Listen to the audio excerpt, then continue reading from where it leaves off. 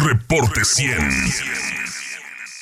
Tengo en la línea y le agradezco mucho que nos tome la llamada a Mara Gómez. Ella es coordinadora del Programa de Justicia de México Evalúa. Mara, ¿cómo estás? Buenos días. Hola, buenos días, Juan Carlos. Qué gusto estar aquí en tu espacio y poder saludarte a ti y a todo tu auditorio de Reporte 100. Buenos días.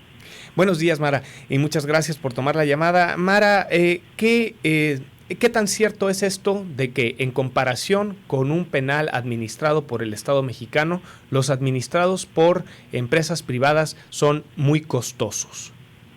Pues así es, y déjame que te dé algunos datos. A mí me parece muy relevante que pues a 10 años de haber empezado con este esquema de privatización de los centros penitenciarios, pues podamos volver a tener este tema en la agenda pública. Es necesario hablar de él.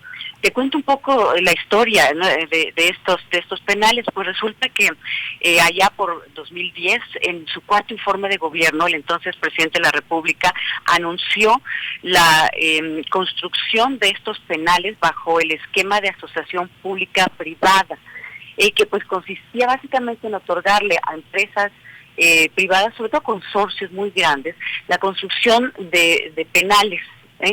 Y con este esquema se construyeron, efectivamente, como ya lo anunciabas, 8 nuevos penales. Uno de ellos, de hecho el primero, fue el Ceferezo número 11, que está ubicado pues allá en Sonora.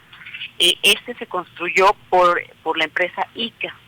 Este esquema de asociación público-privada pues le entregó sin licitación, sin concurso, a 6 consorcios empresariales la construcción de estos penales. Te cuento cuáles. Mira, se le entregó a Homex, que pues era una empresa dedicada primordialmente a la construcción de casas habitación, y que más tarde pues firmó un acuerdo con Inbursa de Carlos Slim. Se le otorgó pues a ICA, Ingenieros Civiles Asociados, que pues como sabes es una de las constructoras más antiguas de México, a Prodemex, que es la promotora y desarrolladora mexicana de Olegario Vázquez Raña, a Consorcio ARB Arrendal, de José de Jesús García Vázquez, a SHIA, Grupo Ingeniería, Arquitectura y Asociados, que preside Hipólito Gerard, y a Tradeco, que es una empresa dedicada a la construcción de carreteras y la realización de obras para petróleos mexicanos. Como ves, pues ninguna de estas empresas tenía propiamente experiencia en la construcción o el manejo de pues centros penitenciarios, ¿no?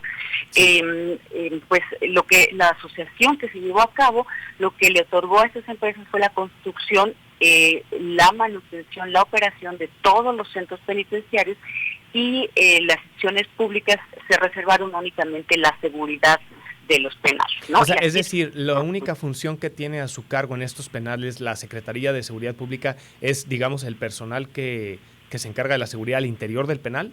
Así es, la entonces Secretaría de Seguridad Pública, ¿no?, que ya no existe, efectivamente, bueno, la de ahora Secretaría de Seguridad Ciudadana. Así es, solamente. Todo lo demás, la lavandería, la manutención, la alimentación, todo lo demás está a cargo de las empresas que construyeron los penales. Ahora, Mara, una pregunta para dimensionar este alto costo que tienen estos penales privados. En comparación, por ejemplo, ¿cuánto cuesta al Estado mexicano un reo en los penales que el Estado administra y cuánto cuesta diariamente un recluso, una reclusa en uno de estos penales privados? Así es, Urbana, es una excelente pregunta, y mira, lo que tenemos es poca información, pero te voy a dar datos de 2012. Estos provienen del Diagnóstico Nacional de Supervisión Penitenciaria que publica año con año la Comisión Nacional de Derechos Humanos. La Comisión, en su diagnóstico en ese año, señaló que el gasto diario de una recluso en un centro privado, en un ceferezo privado, era de 1,500 pesos por recluso diario, en tanto que en un centro federal público era de 390 pesos, y en un centro de reclusión local, estatal, era de solo 150 pesos. Uy.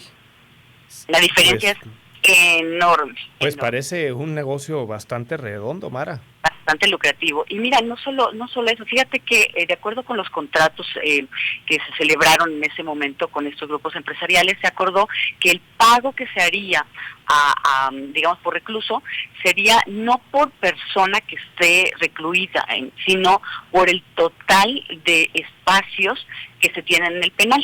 Entonces se construyeron, de hecho, casi todos los penales estos fueron de máxima seguridad, con lo cual fue un gasto mucho más elevado, pero además, digamos, se construyeron digamos, se tiene que pagar por todas las personas para la capacidad completa del centro penitenciario, sí. no por quienes estén ahí habitando, lo cual pues es un gasto mayor para el Estado, ¿no? Ahora, estamos platicando con Mara Gómez, ella es coordinadora del programa de justicia de la organización México Evalúa. Mara, a mí me gustaría preguntarte, se habla mucho de que este modelo penitenciario está emulando al modelo estadounidense. Y me comentas que fue en 2010 cuando el entonces presidente Felipe Calderón planteaba pues la necesidad de transitar a este modelo y se crean pues estos 8 penales. ¿Cuál fue la justificación? Es decir, ¿por qué adoptar este modelo? Pues sí, fíjate, la idea de crear estas cárceles privadas surge en Inglaterra y en Estados Unidos, ¿no? Y sí, nosotros lo tomamos de Estados Unidos. En su momento, pues fue promovida como una solución para que, pues para los que suponen los principales problemas de las cárceles, ¿no? Como el alto costo de manutención, que ya vemos que no, las violaciones de derechos humanos, la corrupción imperante al interior de las cárceles.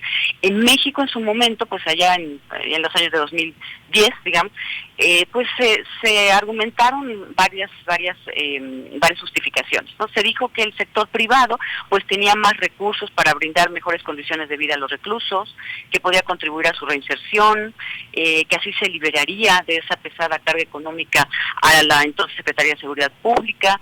Y sin embargo, Juan Carlos, pues parece que nada de eso ha sido así. De hecho, precisamente en 2016 México Evalúa se dio a la tarea de elaborar ese estudio del cual ya dabas cuenta, que se denomina privatización del sistema penitenciario en México y que en el que pues concluimos muchas cosas, entre otras, pues que en estos centros privados persistían básicamente los mismos problemas de los centros públicos. Sí, Mara, y entonces, digamos, ahora, en una perspectiva, supongo lo han analizado entre sus hallazgos, ¿estos penales son funcionales, digamos, para este proceso de readaptación social o realmente cómo es su funcionamiento al interior? Pues no, yo te diría, no son funcionales. Lo primero que decíamos en este estudio es que esta privatización de las cárceles pues se dio a través de un proceso opaco, ¿no? O sea, de hecho hemos tratado de tener acceso a estos contratos, pedir información sobre cómo funciona, y siempre cuando hacemos solicitudes de acceso a información nos argumentan que no nos pueden dar la información porque es un tema de seguridad nacional, ¿no? Y con ese pretexto pues hay muchísima opacidad. Pero también decíamos, pues como ya te denunciaba, pues que se crearon digamos, se construyeron focalizados en modelos de alta o máxima seguridad, y entonces eso permitió un gasto enorme, porque se construyeron penales súper grandes, ¿no? Con mucho más gasto en infraestructura, en rejas, en puertas blindadas, en cámaras de seguridad, ¿no? También pues estos centros en general se construyeron en lugares remotos, súper alejados. Sí. Y eso pues tiene una incidencia enorme en las familias, porque pues no es lo mismo que la familia pueda ir constantemente a visitar a un recluso a que el costo sea tan alto que ya no pueda ir, ¿no? Además son tan grandes que a pesar de que tiene el mismo personal de seguridad que los públicos, es insuficiente porque son centros muy grandes. Entonces eso genera que los reos estén casi todo el tiempo en sus celdas, e incluso en estos penales pues se utiliza mucho más el aislamiento solitario prolongado. Todos estos datos que te doy, Juan Carlos, pues contribuyen de manera muy negativa o tienen un efecto muy negativo en el proceso de reinserción social de las personas, de los reclusos, ¿no? Y sí, pues como tú y yo sabemos, las cárceles tienen por objeto que quien cometió un delito pueda pagar por ello y sobre todo reinsertarse nuevamente a la sociedad.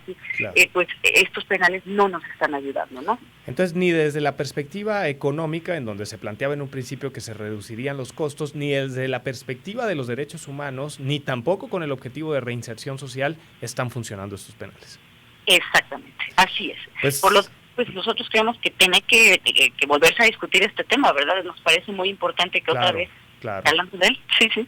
Pues Mara, pues te agradezco mucho por haber puesto algunos puntos sobre las IES en este tema de los penales en México. Sin duda nos dejas un poco, bueno, pues bastante más claro el panorama y como bien dices, qué bueno que esta discusión ya está sobre la mesa porque habrá que tomar cartas en el asunto.